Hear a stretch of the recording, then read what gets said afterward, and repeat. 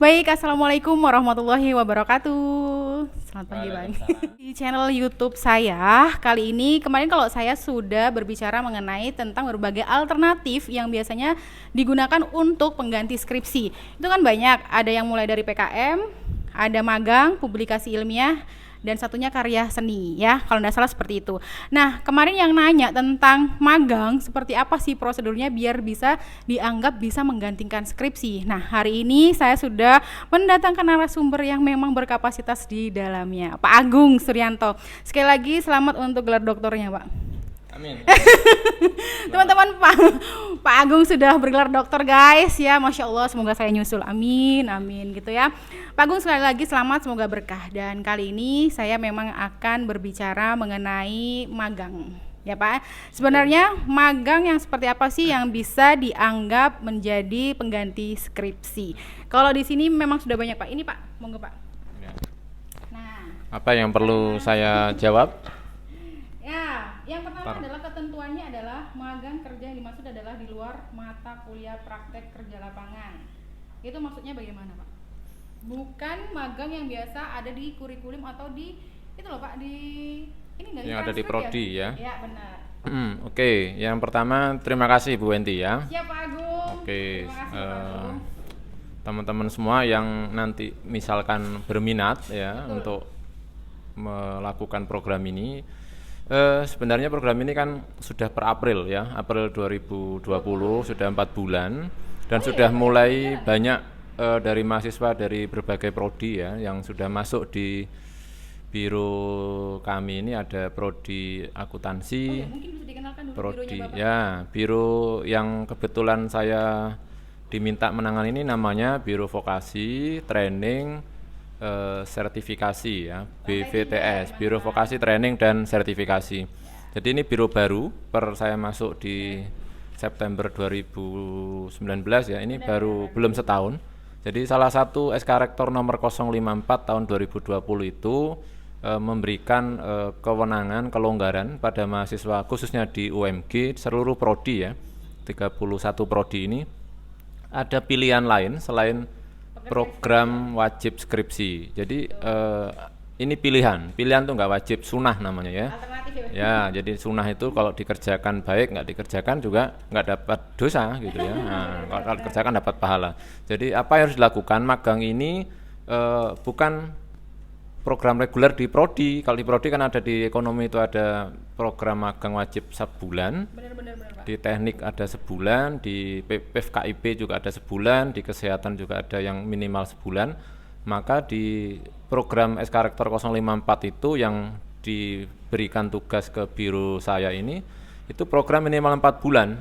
Artinya teman-teman harus minimal running atau ada aktivitas di, kalau ekonomi teknik itu di perusahaan, kalau FKIP itu di sekolah. Ya, teman-teman kesehatan itu di rumah sakit, itu minimal 4 bulan mereka harus ada aktivitas magang di sana. Jadi ini berbeda. Boleh 4 bulan ya Pak ya? ya, 4 bulan ya? pertama dari durasinya berbeda 4 bulan ya. Yang kedua kalau teman-teman non kesehatan dan FKIP itu badan hukumnya minimal PT ya, tempat magangnya berbadan hukum PT ya. Yang kalau teman kesehatan dan FKIP keguruan itu sekolah atau rumah sakit yang sudah terakreditasi. Nah, mereka harus 4 bulan. Apakah pertanyaannya boleh sama di tempat mereka magang sebelumnya yang sebulan wajib prodi itu? Boleh, tapi harus minimal berarti menambah 4 bulan. Jadi durasi maksimalnya 5 bulan. Tinggal Nambah 4 bulan lagi. bukan nerusin 3 bulan ya Pak? Enggak, itulah ya, tetap harus nambah 4 bulan, jadi totalnya 5 bulan. Nah, itu ya. Oke, ada pertanyaan lain? Ada Pak, ini harus melewati mata kuliah metode penelitian dulu, sudah selesai. Tempat mitra yang dapat ditempati magang untuk industri minimal berbadan hukum tadi sudah dijelaskan. Jangka waktu sudah, permasalahan yang diangkat ini loh Pak, ini sebenarnya disesuaikan dengan minat mahasiswa atau sesuai dengan yang ada kerjaan di tempat magang Pak. Itu kan biasanya membuat judul ya Pak ya. Ya. Nah, itu apakah yang dipersiapkan itu adalah memang sesuai dengan keinginan mahasiswanya atau sesuai dengan keinginan perusahaan? Mbak, kita ini yang mau diajarkan ke kalian gitu. Ya, pertama tentu saja sesuai dengan keilmuan prodinya ya. Jadi kalau teman-teman manajemen ya terkait konsentrasi dia, apakah di keuangan, pemasaran atau SDM. Nah, kalau akuntansi terkait akuntansi apa akuntansi sektor publik, akuntansi apa itu ya perpajakan atau akuntansi keuangan ya. Atau misalkan di teknik juga sesuai dengan keilmuannya atau guru. Nah, artinya perusahaan pasti memahami keilmuan mereka masuk ke perusahaan itu prodinya atau keilmuannya apa sehingga nanti ruang lingkupnya kan itu luas ya, luas tapi juga tetap ada koridornya, batasannya adalah keilmuan prodi mereka.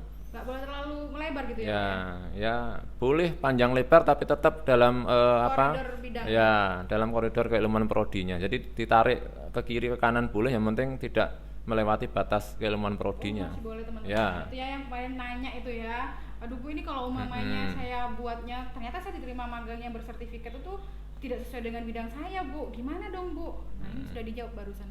Oke. Usahakan ini ya Pak ya. Ya, kalau tempat magangnya minta beda, tapi yang jelas publikasinya nanti kan didiskusikan dengan dosen pembimbing ya. Jadi setelah mengajukan sesuai SOP itu, nanti kalau ada yang kurang jelas boleh datang ke lantai 3 Biro Vokasi UMG ya. Nanti Pojokan guys. ya bisa konsultasi di sana ya, bisa dengan saya atau sama Mbak Silvi. Jadi intinya ada proposal yang SOP-nya itu dilewat mengetahui prodi. Nah, setelah itu baru ke Biro Vokasi di lantai 3. Nah, setelah ke perusahaan terima, kembali lagi ke prodi minta dosen pembimbing karena nanti luarannya wajib ada publikasi selain penilaian perusahaan. Kalau nggak ada dua hal itu, Biro Vokasi training sertifikasi tidak akan bisa mengeluarkan surat konversi. Oh gitu ya, Ya, Pak ya. Memang gitu ya. Kalau dari nilai magang ditentukan oleh tempat magang. Betul. Itu yang pertama. Ini guys, ini yang paling Wajib. penting adalah luarannya. Penilaian dan tempat magang kerja formatnya ada di Ya, nanti tempatnya dikasih Pak Agung, format ya. di tempat saya. Sertifikat dari tempat magang kerja, ketentuan dari sini juga. Nanti bisa datang ke lantai Ya. 3 ini. Pak, ini kayaknya berbentuk artikel gitu ya, Pak ya. Ya, Atau begini Pak, biasanya kan ada naskah yang mentah. Kayak kita membuat penelitian ya Pak ya, ada naskah yang biasa skripsi itu loh Pak, terus nanti ada artikelnya. Ini sebenarnya anak-anak ini harus buat 2 atau hanya artikelnya saja? wajib artikel itu terpublikasi ya, publish ya di jurnal ya, yang Nasional ya Pak ya? ya bisa nasional, internasional malah bagus ya. Tapi nasional, kalau enggak itu terindeks Sinta? enggak ya, yang penting ada ISSN-nya saja ya. Ada ISSN-nya. Ya, kalau nggak publish kita nggak bisa mengeluarkan itu. Nah, kadang makanya sebelum selesai magang mereka harus punya dosen pembimbing dan diskusi kira-kira betul banget. artikel seperti apa yang akan mereka buat. Benar. Ini kalau sebenarnya guys di sini sudah ada semuanya lengkap ya. Nanti kalau mau yang kalian di lantai 3 ini akan dijelaskan mengenai luarannya. Tapi yang lebih penting adalah memang diskusi dulu dengan dosennya juga ya Pak ya, dospemnya. Ya, kalau sudah ada penerimaan perusahaan ya sudah ngajuin pertama buat proposal, nemui prodi baru setelah prodi ACC ada approval dari prodi ya ke lantai 3. Nah, kalau lantai 3 sudah kami buatin surat pengantar terus kirim ke perusahaan sudah menerima dan ada balasan ya langsung segera minta dosen pembimbing ke prodi. Oh baik. Guys, kalau untuk luaran itu nanti kayaknya diskusinya kayak kita diskusi atau bimbingan skripsi itu sama dosen pembimbing, bener Ya, ya? betul. Ini terkait dengan judul abstrak latar belakang itu kan ya kayak bimbingan skripsi Ya. lah, gitu ya Pak ya. Ya. Jadi yang diminta oleh Biro Vokasi ini adalah artikelnya yang sudah disubmit di jurnal nasional yang ber-ISN, gitu ya Pak ya? Ya. Yang ber-ISSN ya, seperti itu aja, tidak harus jurnal yang terindeks Sinta. Jadi itu semuanya karena bentuknya bukan sak gebok ya guys ya, biasanya sak gebok kayak skripsi gitu ya, itu sudah nggak lagi seperti itu, tapi berbentuk langsung artikel. Tapi untuk menuju artikel itu kan harus ada laporan-laporan dulu Pak. Ya, ada proses penelitian. Nah. Sebenarnya Pak, kalau umpamanya kita berbicara kayak gini ya Pak ya, ada plus minusnya nggak sih Pak? Biar buat anak-anak Ada apanya? plus minusnya gitu. Ya. Kayaknya enak skripsi deh, kok ribet banget sih. Ya. Aduh, gimana? Plusnya di program ini pertama tidak perlu ujian proposal ya. Ujian proposal, nggak perlu sidang skripsi. Itu yang kadang Belum diketahui nih Pak. Ya, itu sudah kami jelaskan sebenarnya. Jadi kita sudah rapat dengan semua prodi untuk eksekusi program ini. Jadi tergantung prodi kira-kira itu sudah disampaikan nggak ke mahasiswa yang menempuh skripsi. Mestinya sih sudah. Saya percaya sudah. Buktinya hari ini banyak prodi yang sudah mengajukan itu malah sudah mulai magang gitu ya.